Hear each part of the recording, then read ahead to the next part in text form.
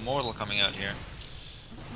Observer out on the field now, heading over to the Terran base. Hopefully he doesn't run into any rogue missile turrets. He's going to check out what's going on. Finally get some accurate scouting on the Terran base, and an Immortal that is going to easily scare away and hopefully take out this last Marauder, hopefully for the Protoss' sake.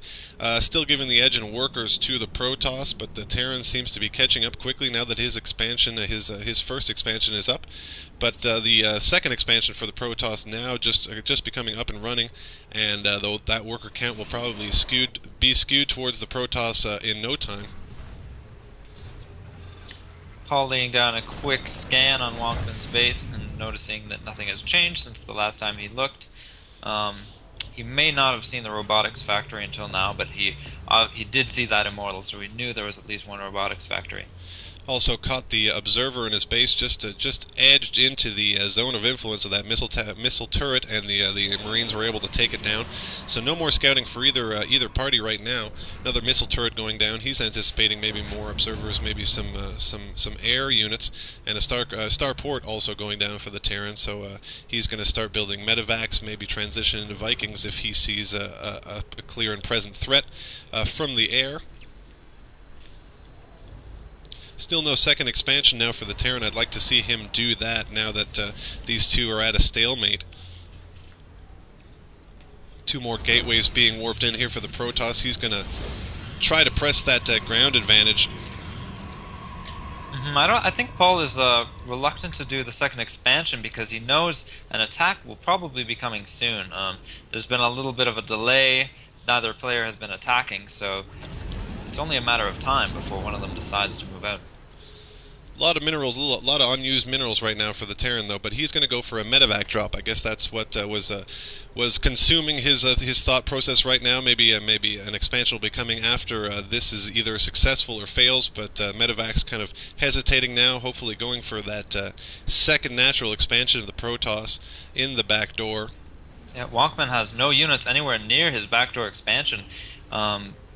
This drop is going to be devastating.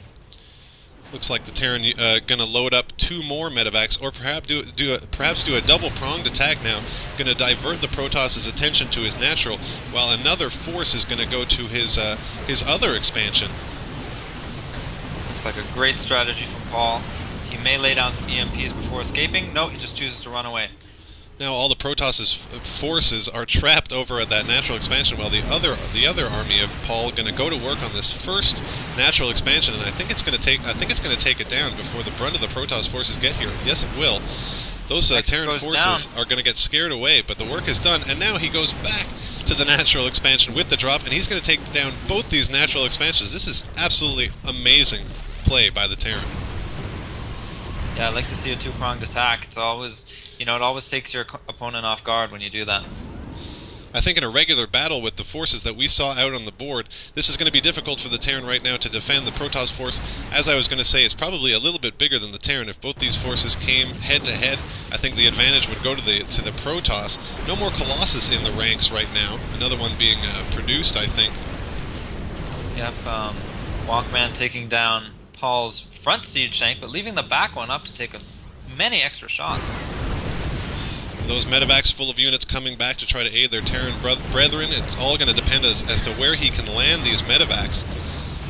He should go a little bit further back in the base. Going to need some quick EMPs. There's the EMP. That's exactly what he needed, especially on the two Immortals. Two EMPs going down. Most of the Protoss units will get farmed down, if not all of them. But this is going to be a pretty evenly contested firefight. I think the edge goes to the Terran with that medevac repairing the base units, and I think we're going to go back to zero as far as unit count goes for the Protoss and the Terran. But except really, now Wonkman has no expansions remaining. Absolutely, really excellent work from the Terran. Worker count still skewed towards the Protoss, but if they don't have a place to mine, then it doesn't really matter. Looks like Wonkman's going for a crazy kamikaze attack, which will include all his probes. Absolutely. Looks like Wonkman may be a little bit desperate, maybe raging out right now. And those probes are just gonna stroll right in. They're gonna get EMP. They're gonna get siege tank. But the probes exerting a tremendous amount of authority here. It's almost like a Zergling rush. Yeah. Well, if Paul chooses to use his SCVs in the battle, it'll completely be over. Paul leaving his SCVs on minerals, confident that he can take out this forest without even bringing in his workers. There was a Banshee out in the field, which is a stroke of genius from the Terran. Nothing's going to be able to stop this Banshee. That's one stalker might have been his only hope. But now no units can attack air. That Banshee's going to be pleased to just kind of farm down, and Wonkman's going to see that Banshee. He's going to see the ashes that were his two natural expansions, and he's going to say, "That's it for me. I'm too frustrated. I'm out of here," and he's going to call the GG.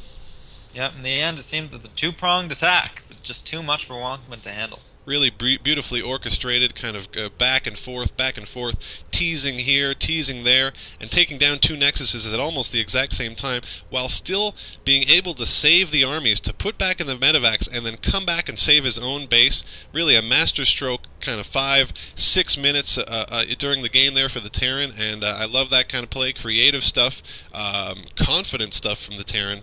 And that really gave him the advantage, even though the economy and maybe the army size were giving the Protoss. There's always a way you can mess with someone's mind and eke out a victory, and that's what we saw here from the Terran today. So that's going to be it for this game. I hope you enjoyed this cup match, this tournament match between Paul and Wonkman. For myself, Jadius, and Bayes, and the Wood League, of course, we hope you enjoyed it, and we will see you next time.